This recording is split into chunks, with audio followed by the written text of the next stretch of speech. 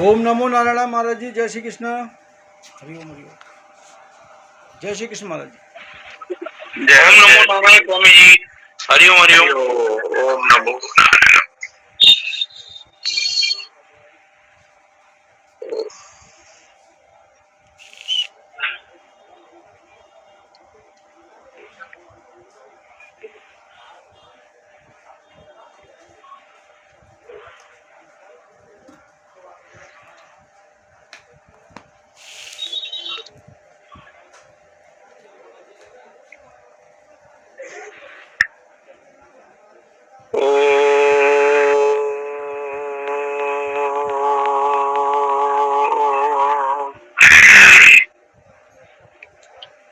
भद्रं कर्णेभिः शृणुयाम देवा भद्रं पश्येमाक्षवीर्यजत्राः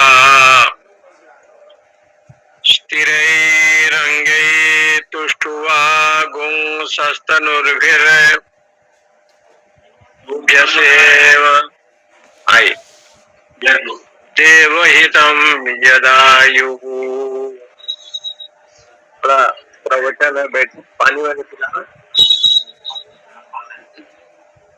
ओम शांति शांति शांति। स्वस्ति न इंद्रो वृद्धश्रवाः स्वस्ति नः पूषा विश्ववेदाः स्वस्ति नस्तार्क्ष्यो अरिष्टनेमिः स्वस्ति नो बृहस्पतिर्दधातु। ओम शांति शांति शांति। शंकरं शंकराचार्यं केशवं बादरायणं सूत्रभाष्यो कृतो वन्दे भगवन्तो पुनः पुनः। ईश्वरो गुरुरात्मेति मूर्तिभेद विभागिने व्योमवद्व्याप्तदेहाय दक्षिणामूर्तये नमः। ओम शांति शांति शांति। श्री राम जय जय राम। श्री राम मुंडको एक घंटा। श्री राम जय जय राम। ये कुछ छूट गया स्वामी जी, क्या है क्या? वो छूट गया। श्री राम जय जय राम। श्री राम जय जय राम। श्री राम जय जय राम। श्री राम जय राम।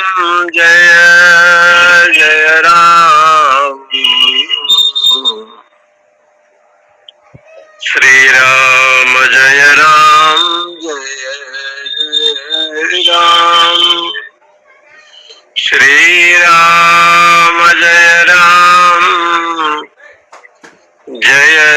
जय राम।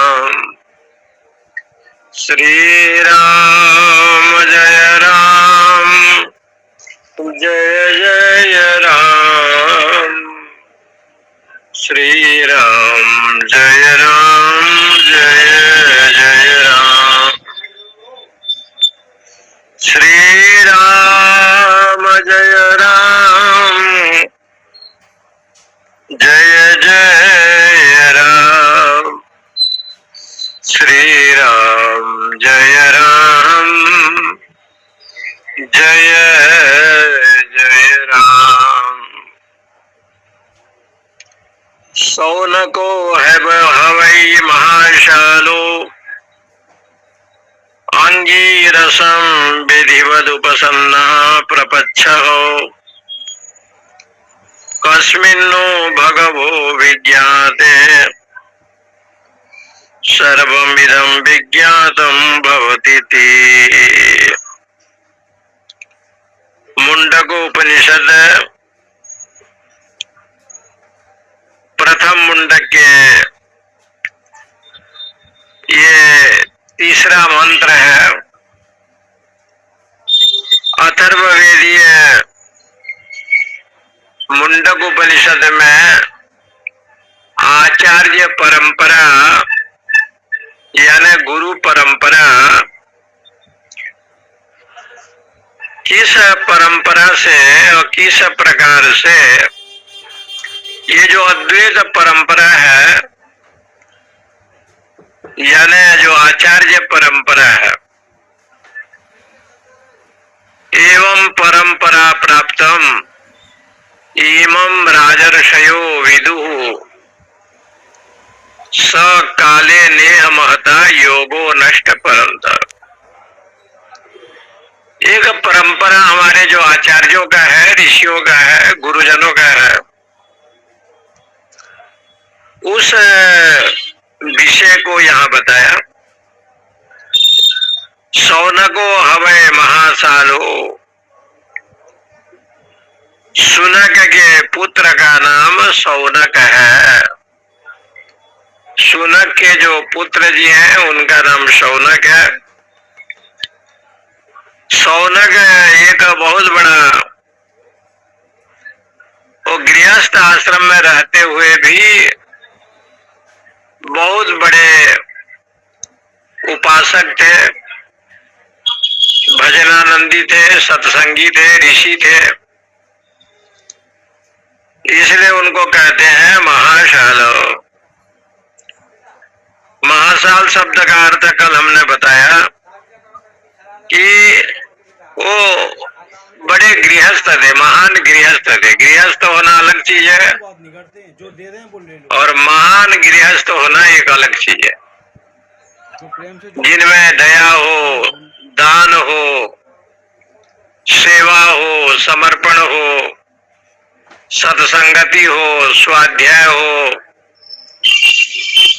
और भगवान के चरणारविंद में अहर्निश भक्ति हो, उसी को शास्त्रों में महान कहा गया है। ऐसे जो महान गृहस्थ ऋषि थे वो थे सौनक महर्षि। इसलिए महाशाल शब्द का अर्थ इनके यहाँ गुरुकुल में कम से कम 10,000 शिष्य पठन पाठन करते थे। और एक अर्थ ये भी है महाशाल का कि सौनक महर्षि बहुत यज्ञ करते थे। वो यज्ञ करते थे, बड़े बड़े यज्ञों का आयोजन आप करते थे। इसलिए इनको भी महाशाल कहा गया है। जो बहुत यज्ञ करे और विधिवत जो यज्ञ करे उसको भी महाशाल कहा गया। पूज्य स्वामी करपात्री जी महाराज जब तक रहे तब तक भारत देश में अनेक विध यज्ञ का अनुष्ठान स्वामी जी ने किया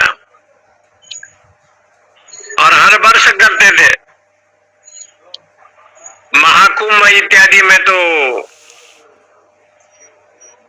उनका बड़ा बड़ा यज्ञ, सत्संग, ये सब आयोजन होता था। तो महाशाल का दो अर्थ है।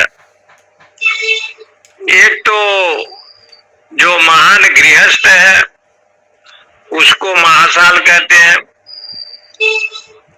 और जो बहुत बड़े बड़े यज्ञ का आयोजन करे उसको भी महाशाल कहते हैं। सौनको हवै महाशाल। ऐसे जो सौनक ऋषि हैं जिनकी कथा पुराणों में भी है, नैमिषारण्य में सौनक ऋषि रहते थे। 88,000 ऋषि मंडली वहां रहते थे। उनका निवास, रहन सहन की व्यवस्था सारे व्यवस्था शौनक जी करते थे। कथा व्यास के रूप में सूत पौराणिक जी थे। सूत पौराणिक जी समस्त पुराणों की कथा शौनक आदि ऋषियों को श्रवण कराते थे। नमस्ते नैमिषारण्य, नमस्ते ऋषि मंडली, नमो पुराण पुस्तकाय, सुख परिचिताय नमो नमः। इसलिए जो नैमिषारण्य है, उस नैमिषारण्य में शौनक ऋषि रहते थे और वहां 88,000 ऋषि कथा श्रवण करते थे। अंगिरस ऋषि हुए हैं, उनके पास आप पहुंचे विधिवत। विधिवत शब्द का अर्थ होता है कि गुरु के पास जाना है, संत के पास जाना है।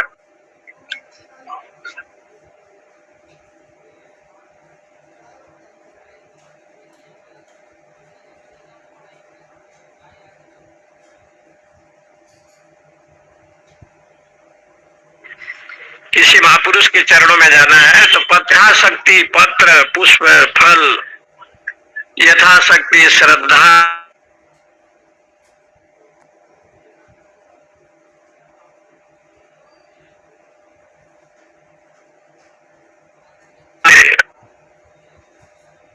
कोई पुष्प देता है, कोई फल देता है। इसलिए कहते हैं कि गुरु के पास जाए रिक्त स्थानम न गच्छेत, ऐसे नियम है।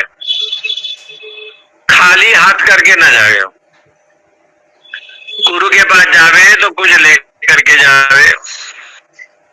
इसलिए उपनिषद में कहा समित पाणी श्रोत्रियम ब्रह्मनिष्ठम। यदि वो ब्रह्मचारी के पास कुछ नहीं है और गुरु के पास जाता है तो समित पाणी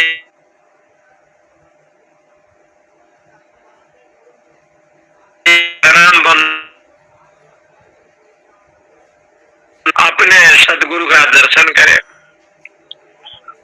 अथवा समिधा हाथ में लेकर के, समिधा लकड़ी लेकर के पहुंचे, अथवा शास्त्र कहते हैं कि गुरुदेव के चरणों में जाए तो समित पाणी समर्पण भाव से जावे,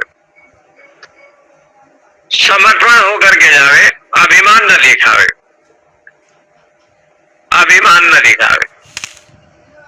कभी कभी लोग संत के पास जाते हैं तो अहम वृत्ति को दिखाते हैं, हम बड़े विद्वान हैं, वो महाराज कुछ बोलना चाहते हैं लेकिन शिष्य लोग पहले बोल देते हैं।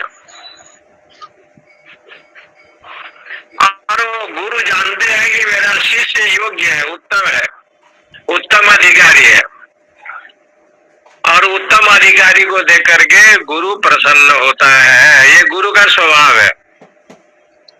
देखा कि उत्तम अधिकारी है तो गुरुदेव बड़े प्रसन्न होते हैं।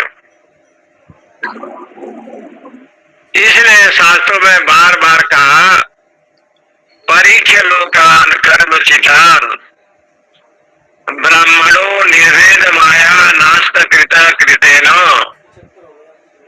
तद विज्ञानार्थम गुरुमेवाभिगच्छेत। उस ब्रह्म को जानने के लिए गुरु के आश्रय ले। समित पाणी श्रोत्रियम ब्रह्मनिष्ठम। समित पाणी ब्रह्मचारी के लिए समिधा लेकर के जावे, अथवा दोनों हाथ जोड़ करके जावे। इसलिए कहते हैं कि ऐसे श्रोत्रिय ब्रह्मनिष्ठ गुरु के चरणों में पधारे। जो श्रोत्रिय महात्मा हो अथवा ब्रह्मनिष्ठ हो। श्रोत्रिय का मतलब हो गया कि संपूर्ण उपनिषद के तात्पर्य को जानता हो, उसको कहते हैं श्रोत्रिय। भली भांति प्रस्थान त्रय का अध्ययन किया हो। गीता जी का, उपनिषद का, ब्रह्म सूत्र का जो अध्ययन किया है उसको कहते हैं श्रोत्रिय। और ब्रह्म में जिसकी निष्ठा हो, ब्रह्म में जिसकी निष्ठा हो, ऐसे ब्रह्मनिष्ठ महापुरुष है, श्रोत्रिय ब्रह्मनिष्ठ गुरु के पास जाकर के अपने जिज्ञासु को श्रद्धा के साथ पूछे, ऐसे शास्त्रों में बताया। इसलिए शिष्य जब जाता है, पुत्र जब माता पिता के पास जाता है तो उनको भी श्रद्धा के साथ पूछे और विधिवत सेवा करे, ऐसे शास्त्रों में बताया। इसलिए कहते हैं विधिवत उपासना। विधि शब्द का अर्थ हो गया कि अपने गुरुदेव के चरणों में जाकर के श्रद्धावान लभते ज्ञानम तत्पर संजितेन्द्रिय ज्ञानम लब्ध्वा पराम शांति मचिरेणा अधिगच्छति। श्रद्धा से युक्त हो, तत्पर हो, संयमी हो तो उसको ज्ञान प्राप्त होता है। इसलिए कहते हैं ऐसे, और ज्ञान को जब प्राप्त कर लेता है तो अचिरेणा शांतिम अधिगच्छति, शीघ्र ही शांति की अनुभूति होती है। इसलिए यहाँ पर उत्तर दिया कि विधिवत उपासना, विधि पूर्वक। एक अर्थ ऐसे है कि आज्ञा मांग करके जावे। गुरुकुल में आप पहुंचे, गुरुजी पूजा में व्यस्त है अथवा ध्यान में है, तो गुरु से आज्ञा करे, मांगे कि मैं दर्शन करना चाहता हूं, ऐसे बताया। दूसरा अर्थ बताया, गुरु के पास यदि नए नए होकर के जावे तो बोले कि मैं अमुक गोत्र वाला हूं, अमुक जात हूं। ब्राह्मण है तो कहे कि मैं ब्राह्मण हूं, अमुक गोत्र वाला हूं, भरद्वाज गोत्र हूं, या वामदेव गोत्र हूं, या वशिष्ठ गोत्र हूं। अपने गुरु के चरणों में कपट भाव न रखे, ये मतलब। जिसको व्यक्ति गुरु बनाना चाहता है, इसलिए अर्जुन ने कहा कि कर्ण को तो मैंने मारा, तो भगवान सुनते सुनते अर्जुन अपने प्रशंसा करते थे, तो भगवान ने कहा कि अर्जुन तुमने कर्ण को नहीं मारा। बोले मैंने बाण चलाया और कर्ण का वध हुआ, बोले नहीं। कर्ण को मारने का काम उसके गुरु की शरण ने किया। उनके सदगुरु परशुराम भगवान थे, क्षत्रिय होकर के अपने को ब्राह्मण बताया और भली भांति अस्त्र शस्त्र का उसको ज्ञान प्राप्त हुआ। और जब वो ब्राह्मण नहीं था तो ब्राह्मण नहीं है ऐसे कहना चाहिए था, लेकिन हमारे यहाँ एक कहावत है, विनाश काले विपरीत बुद्धि कहावत है। विनाश का समय जब आता है ना तो बुद्धि जो है ना बिगड़ जाता है। ये जो बुद्धि है वो बिगड़ जाती है। इसलिए कहा विनाश काले विपरीत बुद्धि। ये बहुत बड़ा सूत्र है कि व्यक्ति का बुद्धि यदि विपरीत हो, विक्षेप हो, तो सीधे भगवान की शरण में जाना चाहिए और कोई गति नहीं होगा। इसलिए एक अच्छे महात्मा थे, 100 साल की अवस्था में भी योगासन करते थे और बहुत अच्छे महापुरुष थे। उनका नाम था आश्रम स्वामी, कैलाश आश्रम के थे। वो जब कुछ बोलना चाहते थे या बोलते थे या प्रवचन थोड़ा सुनाते थे तो लोगों को कहते थे कि हमको इतना ज्ञान नहीं है शास्त्र का, लेकिन एक चीज को याद कर लो। तो लोग पूछते थे महाराज क्या है, कौन वेद में लिखा है, कौन उपनिषद में लिखा है। तो स्वामी जी कहते थे कि वेद पुराण की बात नहीं है, रेलवे स्टेशन में भी लिखा रहता है, बस स्टेशन में भी लिखा रहता है। क्या लिखा रहता है? तो कहते थे सावधानी हटी तो दुर्घटना घटी। बस इतने से याद कर लो, इतने में ही बेड़ा पार हो जाएगा। सावधानी हटी दुर्घटना घटी। जहां भी वो जाते थे देखा उनको, राजगीर में देखा, प्रयागराज में देखा, यही सब सुनाते थे। अपने जीवन की बात वो सुनाते थे।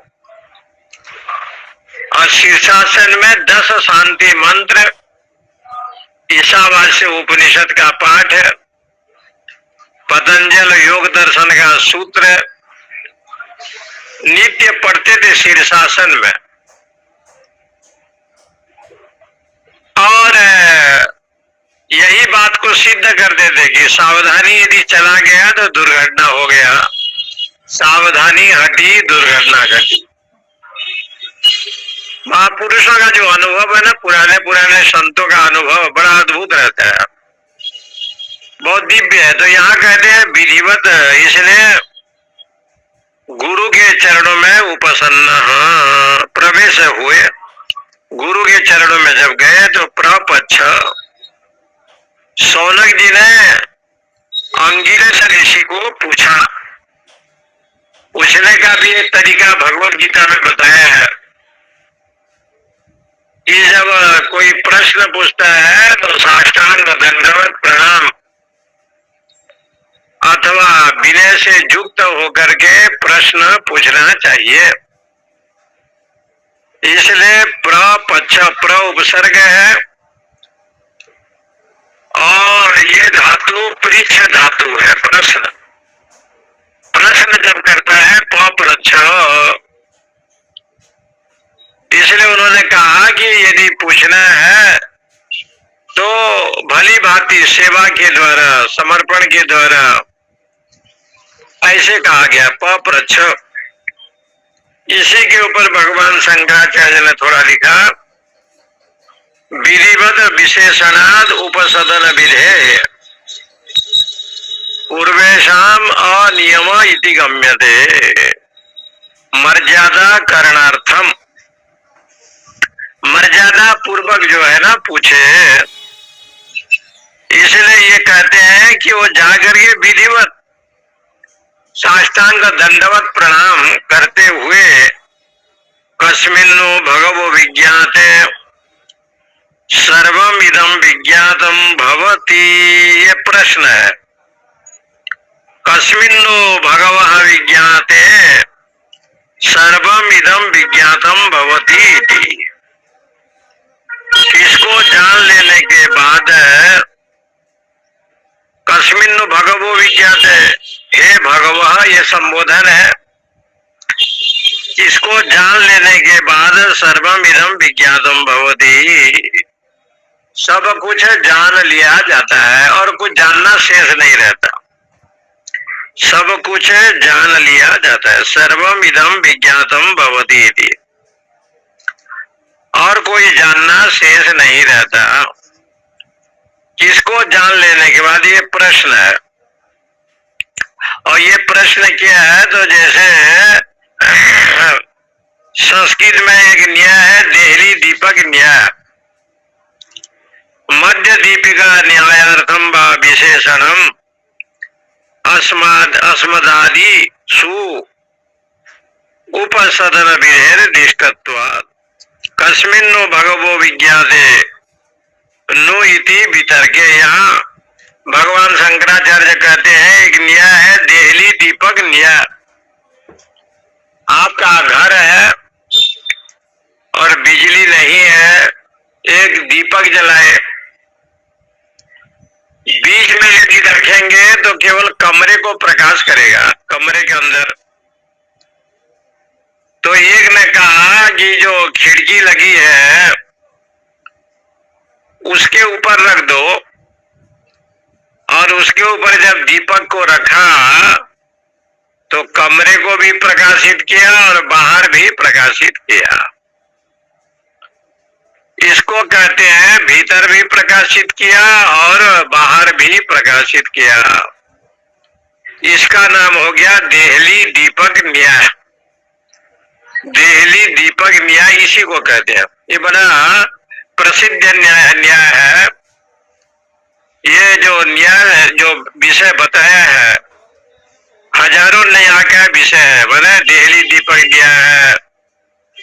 और ऐसे कई विषय हैं जो न्याय के विषय में वर्णित है। इसलिए देहली दीपक न्याय न बाहर भी प्रकाशित किया और भीतर भी प्रकाशित किया। इसका मतलब ज्ञान रूपी दीपक जब आप जलाएंगे और ये दीपक क्या करेगा, भीतर मन आदि को, अंतःकरण आदि को शुद्ध करेगा और बाहर को भी प्रकाशित करेगा। वातावरण भी शुद्ध होंगे, चरित्र भी शुद्ध होगा, आहार विहार भी शुद्ध होगा। ज्ञान दीपेन भास्वता, इसलिए ज्ञान रूपी दीपक इसको कहते हैं दीपक देहली न्याय। इस न्याय के अनुसार जैसे वो भीतर और बाहर प्रकाशित करता है, ऐसे शौनक जी ने आंगिरस को पूछा, कस्मिन् नो भगवो विज्ञाते सर्वम इदम विज्ञातम भवति। इसको जान लेने के बाद और दूसरे को जानने की कोई इच्छा नहीं है, सब कुछ जान लिया जाता है। एकस्मिन् विज्ञाते सर्वम इदम विज्ञातम भवति इति। जिस परमात्मा को जान लेने के बाद और दूसरे को जानने की जरूरत नहीं पड़ता, ऐसे यहाँ पर प्रश्न है मुंडक उपनिषद। तस्मै सहोवाच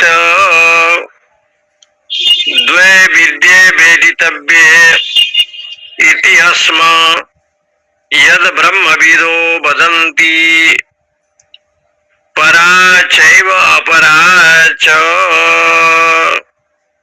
तस्मै सहोवाच द्वे विद्ये वेदितव्ये इति अस्म यद ब्रह्मविदो वदन्ति परा च एव अपरा च। शौनक जी का ये भली भांति प्रश्न है।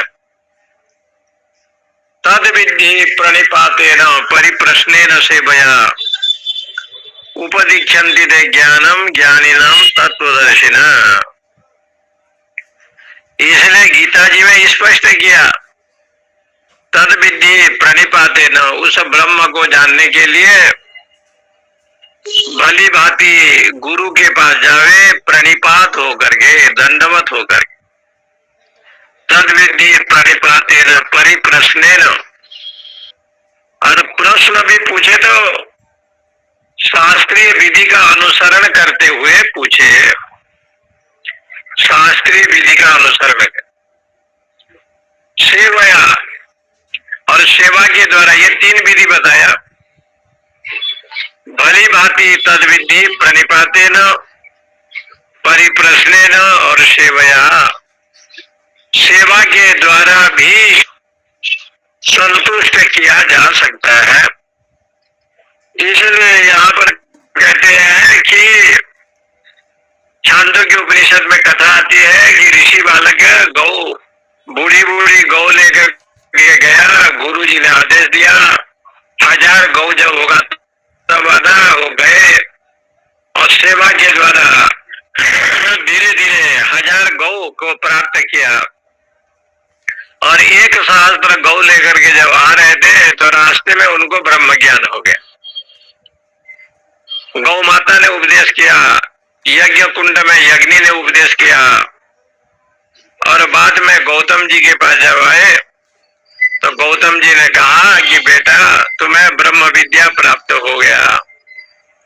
इसलिए भगवान का ये कहना बहुत अच्छी, अति उत्तम है कि तद विधि प्रणिपातेनो परिप्रश्नेन सेवया उपदेक्षन्ति ते ज्ञानम ज्ञानिन तत्वदर्शिनः। तत्वदर्शी महापुरुष जो ज्ञान प्रदान करते हैं, उपदेक्षन्ति ते ज्ञानम ज्ञानिन तत्वदर्शिनः, तत्वदर्शी के चरणों में जावे। इसलिए यहाँ पर कहते हैं तस्मै सौ होवाचो। अंगिरस ने देखा कि विद्या को पूछने वाले सौनक उनके प्रति ये बात कही, द्वे विद्ये वेदितव्ये इति जो। संसार में दो प्रकार की ही विद्या है, द्वे विद्ये वेदितव्ये। विद्या स्त्रीलिंग है और विद ज्ञान धातु से विद्या शब्द बनता है। उसका अर्थ होता है विद्यते अनया इति विद्या, जिसके द्वारा जाना जाए उसको कहते हैं विद्या। इसलिए विद्या का ये लक्षण है विद्यते अनया। जितने भी विद्या है संसार में, आपने सब विद्या पढ़ी हो, लेकिन अध्यात्म ज्ञान से यदि रहित है वो विद्या, तो शास्त्र कहता है वो केवल एक अनर्गल है, प्रलाप है। बाचो बिगलापनम हितत,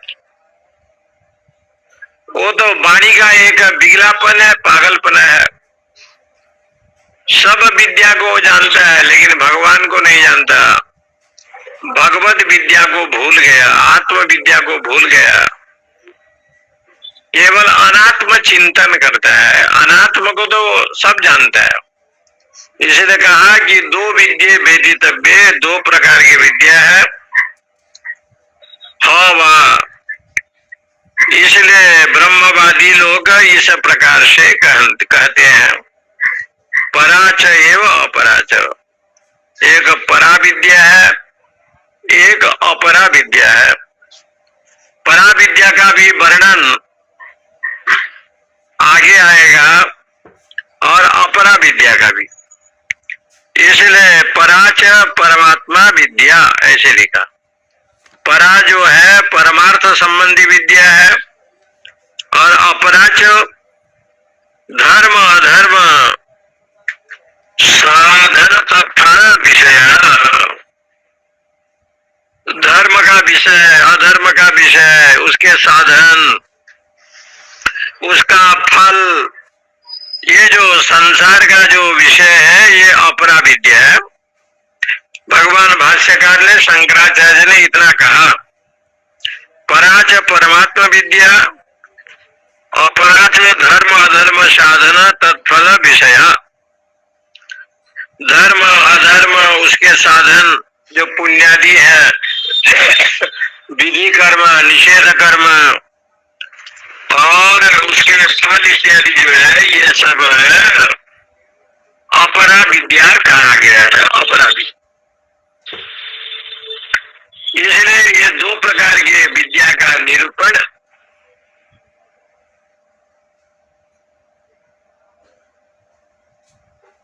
इसलिए अंगिरस ने ये शौनकादि ऋषि को कहा।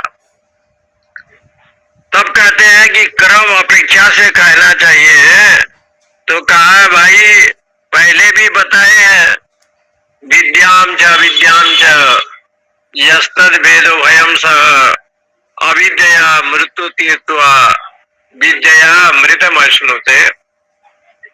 पहले भी ये दो विद्या का विषय बताए हैं, विद्याम च अविद्याम च। एक विद्या है, एक अविद्या है, एक ज्ञान है, एक अज्ञान है, एक द्वैत है, दूसरा अद्वैत है। इसलिए एक जो विद्या की बात आती है ये पहले से हमने वर्णित कर चुका है। ईशावास्य उपनिषद में पहले से ये वर्णित है, विद्याम च विद्याम च यस्तद भेदो भयम सह। दोनों को जानता है, उभयम सह विद्यते, दोनों को जानता है। लेकिन अविद्या मृत्यु तीर्थवा, अविद्या से यदि ग्रस्त होता है तो पुनरपि जननम पुनरपि मरणम को प्राप्त करता है, और विद्यावंत होता है तो मृत्यु मुखात प्रमुच्यते, मृत्यु के मुख से पार हो जाता है, भव संसार से पार हो जाता है। इसलिए यहाँ पर कहते हैं ऐसे जो विद्या यद ब्रह्म विदो बदंती, ब्रह्म को जानने वाले महापुरुष लोग कहते हैं तत्र अपरा ऋग्वेदो यजुर्वेद सामवेदो अथर्ववेद शिक्षा कल्पो व्याकरणम निरुक्तम छंदो ज्योतिषामिति अथ परा यथा तदक्षरम अधिगम्यते। तत्र अपरा, जो अपरा विद्या है, जिसको शास्त्रों में अपरा कहा गया है, वो क्या है?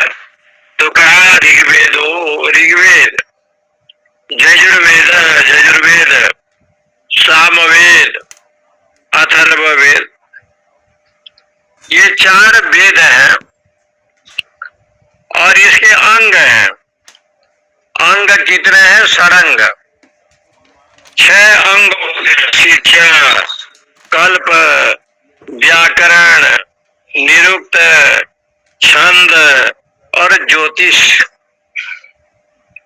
ये षडंग हैं। शिक्षा कल्पो व्याकरणम निरुक्त छंदो ज्योतिषम इति, इतना जो विषय है ना, ये अपरा विद्या। वेद 4 है, उसके भी उपवेद और 4 बताया गया है। ऋग्वेद, यजुर्वेद, सामवेद, अथर्ववेद, वेदोखिलम धर्म मूलम, ऐसे मनु महाराज ने भी कहा है कि संपूर्ण धर्म का मूल कारण वेद है। और वेद में 3 कांड है, आप लोग जानते हैं, कर्म कांड, ज्ञान कांड, उपासना कांड। और कर्म कांड उपासना कांड का मंत्र ज्यादा है, ज्ञान कांड सिर्फ 4000 मंत्र है। इसलिए ऋग्वेद, यजुर्वेद, सामवेद, अथर्ववेद, ये 4 वेद एते श्वासा प्रश्वासा, जिनके श्वास और प्रश्वास से वेदों का जन्म हुआ, प्रागट्य हुआ, इसलिए वेद को अपौरुषेय कहा गया है। किसी पुरुषों ने नहीं बनाया, परमात्मा के श्वास और प्रश्वास से ही इनका जन्म हुआ, इनका प्रागट्य हुआ। एते श्वासा प्रश्वासा ऋग्वेदो यजुर्वेदो सामवेदो अथर्ववेदस्य, छांदों के उपनिषद में ये सब चीज बताया है। ये चारों वेद का प्रागट्य हुआ। इसलिए वैदिक मतानुसार वेद अपौरुषेय है, किसी पुरुष ने उसको निर्मित नहीं किया, किसी पुरुष ने उसको नहीं बनाया। और उसके षडंग माने गए हैं, वेद के 6 अंग। महाभाष्य में पतंजलि ने कहा भी है और गीता जी में भगवान ने कहा, षडंगो वेदो अध्ययो ज्ञेयस्यो, ब्राह्मण को क्या चाहिए? षडंग का अध्ययन करना चाहिए। ये षडंग कौन है? शिक्षा, एक शिक्षा बल्ली है जो 33 उपनिषद में आता है। शिक्षा प्रकरण, और शिक्षा प्रकरण का विषय बताया, जैसे हायवरट, ये हायवरट जो इनकी जो जन्म हुआ, ये कहाँ से हुए?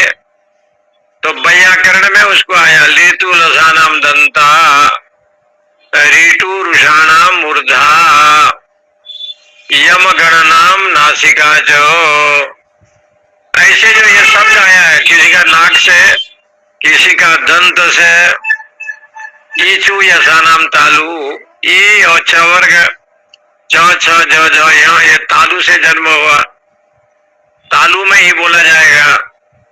ये जितने भी विषय आते हैं ना, ये सब शिक्षा बल्ली का विषय। शिक्षा ग्रंथों में उदात, अनुदात, स्वरित, उच्च स्वर से बोलना है और धीरे धीरे बोलना है, ऐसे जो ये प्रवृत्ति है, ये सब शिक्षा ग्रंथों में भगवान वेद ने कहा है। एक कल्प है, उसको कहते हैं कल्प सूत्र। ये कल्प सूत्र है। व्याकरण, आप जानते हैं व्याकरण को, व्याक्रियन्ते व्युत्पादन्ते शब्दाः साधु असाधुभ्य इति व्याकरणम। व्याकरण का अर्थ होता है कि जो शब्द होते हैं, कौन सी साधु शब्द है, कौन सी असाधु शब्द है, इसका ज्ञान हो जाना ही इसी का नाम है व्याकरण। यही व्याकरण है। इसलिए हम लोग जब किसी को निंदा करते हैं तो लोग कहते हैं व्याकरण खसूची, एक शब्द का प्रयोग होता है, ये जो है व्याकरण खसूची है। खसूची मतलब होता है खुजली। किसी को खुजली हो तो बार बार खुजाता है। ऐसे व्याकरण के जो विद्वान होते हैं, वो शब्दों को ज्यादा ध्यान देते हैं। कौन सी ह्रस्व है, कौन सी दीर्घ है, कौन सी प्लुत है, किस प्रकार से कैसे उच्चारण करना है। वेद मंत्र का उच्चारण अलग प्रकार से है और पौराणिक श्लोक का उच्चारण अलग प्रकार से। मंगलाचरण जो होता है पौराणिक श्लोक का, वो भिन्न रूप से है और वेद मंत्र का उच्चारण अलग रूप से है। भद्रम कर्णे भी श्रुणयाम देवा, ये वेद हो गया, उसका मंत्र है। और पौराणिक मंगलाचरण बरहा पीठम नटवर बभु कर्णयो कर्णिकारम बिभ्रदवाश कनक कपिशम वैजयंती च मालाम, भगवान के विषय में जो बताया। पौराणिक मंगलाचरण और वैदिक व्याकरण में आप जब व्याकरण के ज्ञान करेंगे तो यही अर्थ होगा कि साधु असाधु शब्द का बोध होना चाहिए। इसी को व्याकरण कहा गया है। इसलिए व्याकरण के रचयिता 3 महर्षि हैं, एक पाणिनि जी है, एक कात्यायनी जी है, एक बररुचि है और एक है पतंजलि। पतंजलि जी ने महाभाष्य की रचना की। व्याकरण में पाणिनि जी ने नव्य व्याकरण की रचना की और बररुचि इत्यादि में वार्तिक को रचना की। काशिका वृत्ति कहते हैं। ये सब व्याकरण में आता है क्योंकि भगवान ने 14 बार डमरू बजाया, शिव ने, उससे जो शब्द निकले वो व्याकरण बना। ओयो नरिल्ली गेयो गेयोच है वर लण यम गणनम झवै जब गडदस खप छटतौ कपय ससर हल इति माहेश्वराणी सूत्राणी अनादि संज्ञार्थानी। ये सब महेश्वर भगवान के डमरू से प्रकट हुआ। ननाद ढक्काम नव पंचवारम नृतावसाने नटराज राजो ननाद ढक्काम नव पंचवारम ऊर्ध्वकामासनकादि सिद्धान एतद विमर्शे शिव सूत्र जालम। ऐसे जो है ना शास्त्रों में कहा गया है। भगवान ने 14 बार डमरू बजाया, महादेव जी ने 14 सूत्र निकले तो व्याकरण का जन्म हो गया।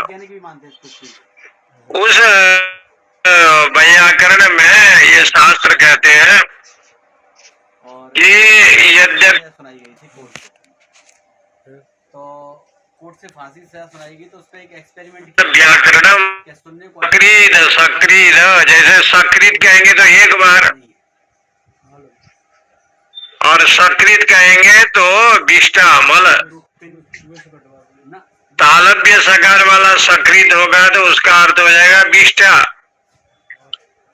दंती सकार वाला होगा तो उसका अर्थ होगा एक बार, सकृत सकृत। कुछ आइटम लाए थे, दिन कहेंगे तो दिवस हो गया, और दीन कहेंगे दीर्घ इकार लगाएंगे तो गरीब हो गया। दुखी अर्थ में दीन शब्द का प्रयोग होगा, और दीन कहेंगे जान पाते हो कि हर्स्व इकारांत करेंगे तो अर्थ जो है दीन हो जाएगा, रविवार सोमवार वाला। इसलिए वो कहते हैं कि बहुत नहीं भी पढ़ते हो, पठ व्याकरणम सकृत सकृत, दीन दीन, दीर्घ इकार ह्रस्व इकार में भी ये अंतर है। शब्द बोध के लिए व्याकरण ग्रंथ भगवान शंकर के डमरू वादन से ऋषियों को प्राप्त हुआ, ऐसे कहते। सौनकादि ऋषियों को प्राप्त हुआ, उसको पढ़ने के लिए धीरे धीरे जो है विद्या अध्ययन ऋषियों ने किया, फिर पाणिनि इत्यादि को प्राप्त हुआ। एक तो ये व्याकरण का विषय है, और आगे कहते हैं निरुक्तम शिक्षा कल्पो व्याकरणम निरुक्तम। और अगर आप ही ऐसे हो जाएंगे, एक निरुक्त नाम के ग्रंथ है, इसके रचयिता यास्क मुनि जी है। जितना भी वेद का प्रागट्य हुआ है उसको यदि आपको जानना है तो वेद के ऊपर टीका लिखने वाले दो महापुरुष हैं। एक का नाम है सायण, सायण भाष्य, आप हैं कि नहीं है? उसने वेद मंत्र के ऊपर टीका लिखा। जैसे वेद मंत्र है भद्रम करणे भी और नया हो गया, शरणोयाम देवा, इसके ऊपर अथर्व वेद में जो टीका लिखी गया है, माँ के बाप के जने हैं, सायण हाँ, जो ऋषि है की बाप के जने हैं, सबको ये काम वेद मंत्र के ऊपर टीका लिखी है, और उसके किस प्रकार से व्युत्पत्ति कैसे होता है उसका रचना ये निरुक्त में की गई है, निरुक्त में। और इसके जो ऋषि हैं वो यास्क महामुनि जी हैं। इसलिए वैदिक व्याकरण हो गया निरुक्त ग्रंथ। लोग पाणिनि व्याकरण भी पढ़ते हैं और निरुक्त हुए वही लोग पढ़ते हैं, इसलिए व्याकरण निरुक्त। छंदो, वेद में छंद है, अनुष्टुप छंद, त्रिष्टुप छंद, बृहति छंद, गायत्री छंद, और किस छंद में कितना अक्षर होते हैं, और उसी में भी क्रम है, जगण, मगण, भगण, ये सब पढ़ाया जाता है। जैसे अब गायत्री मंत्र पढ़ेंगे तो गायत्री मंत्र पढ़ेंगे तो चतुष्पद है गायत्री, ओम भूर्भुवस्सुवः तत्सवितुर्वरेण्यं भर्गो देवस्य धीमहि धियो यो नः प्रचोदयात्।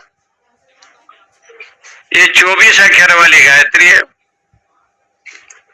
और ये चतुष्पद है गायत्री महामंत्र। तो इसको आप जब पढ़ेंगे तो ये शब्द बोध होता है कि गायत्री का दर्शन किसने किया।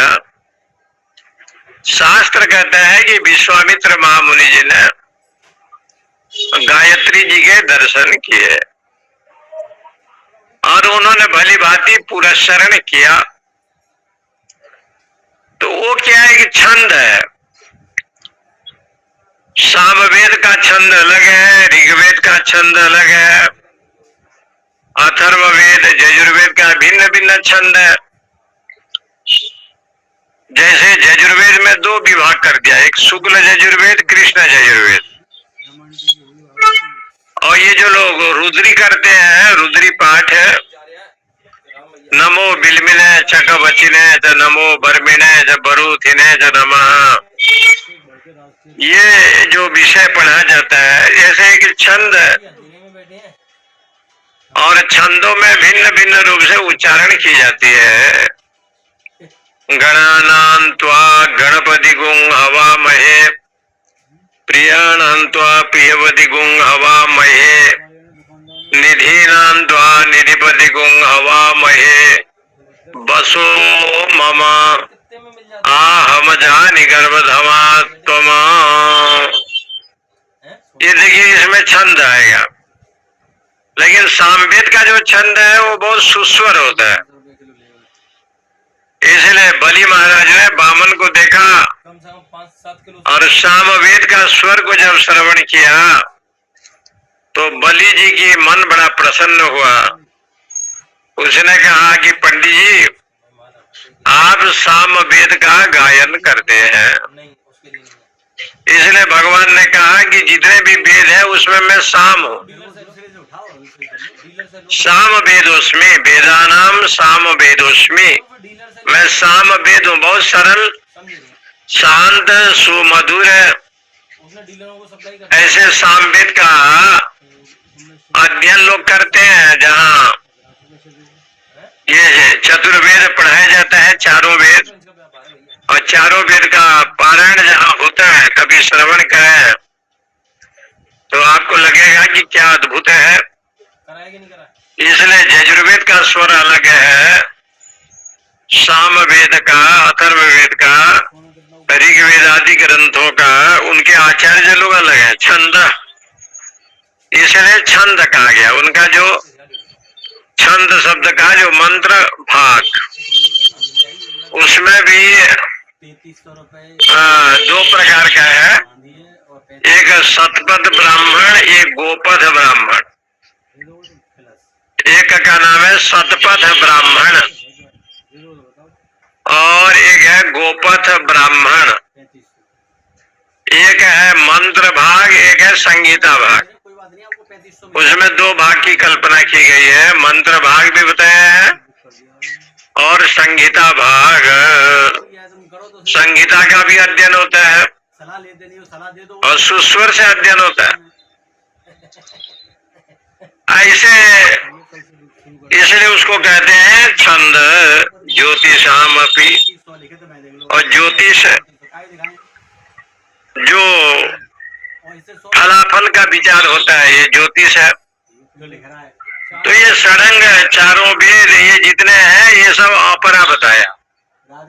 अपरा क्यों बताया कि अपरा माने होता है जो धर्म को बताए, अधर्म को बताए, पाप को बताए, पुण्य को बताए, विधि को बताए, निषेध को बताए। इसलिए इसका नाम हो गया अपरा विद्या। इसका मतलब जो संसार के विषय को जो बताए। त्रैगुण्य विषया वेदा निस्त्रय गुण्यो भवार्जुना। इसलिए गीता जी में भगवान ने कहा कि जितने भी वेद हैं वो त्रिगुण को तो बताएंगे, सत्व गुण, रजोगुण, तमोगुण। इसलिए त्रैगुण्य का जो विषय भूत है वो वेद है।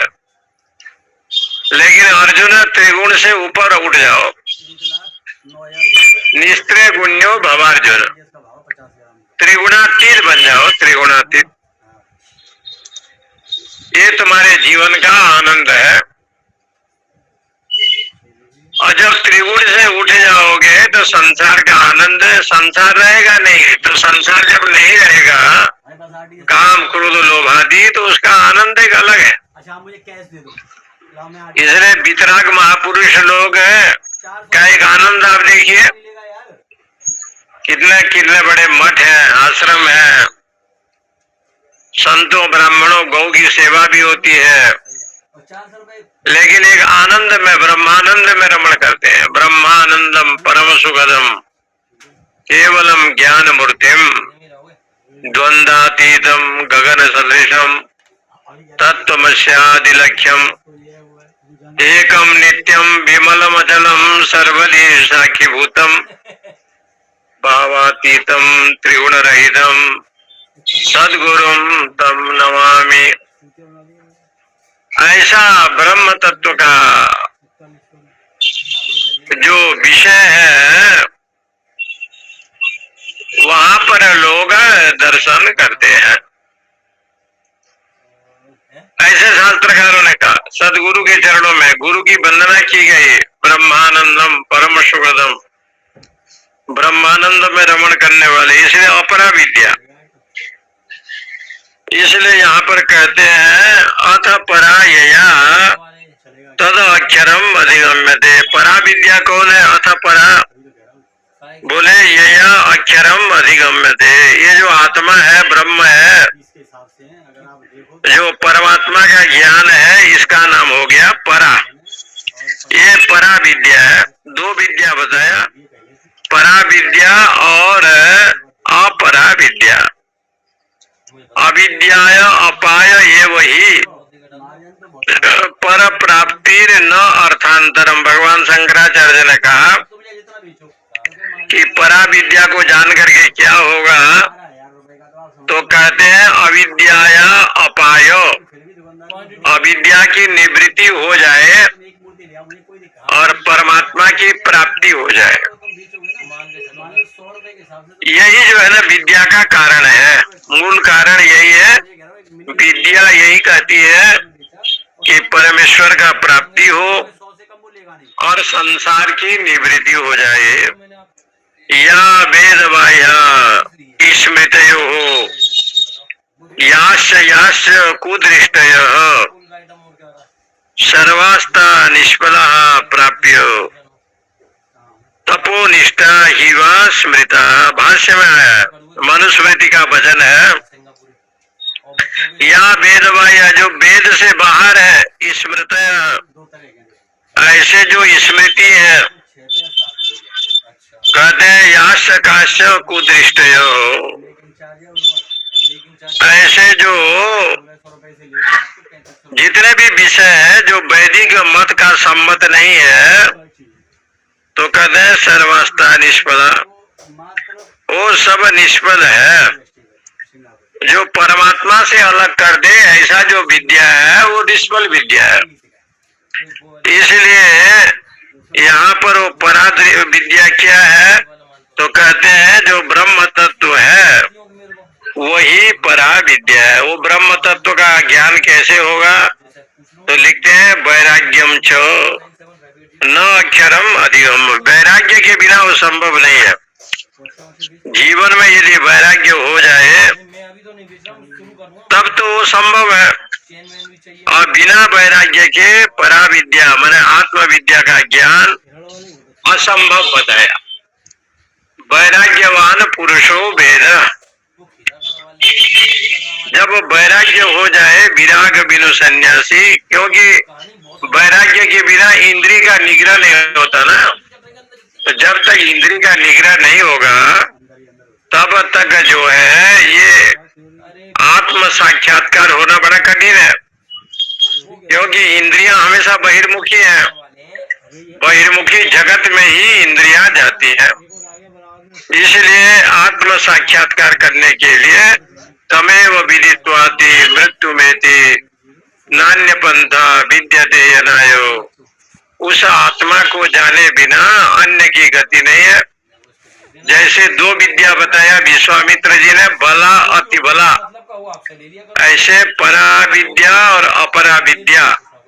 अपरा जो संसार प्रपंच को बतावे, धर्म अधर्म को बतावे, अपरा विद्या माने जो मुख्य विद्या ब्रह्म तत्व है, आत्म तत्व है, जो ईश्वर के विषय को ही अनुसरण करे, ऐसा जो विद्या है उसी को परा विद्या के रूप में यहाँ दो प्रकार की विद्या बताई। ओम पूर्णमद पूर्णमिदम पूर्णात् पूर्णमुदच्यते पूर्णस्य पूर्णमादाय पूर्णमेवावशिष्यते।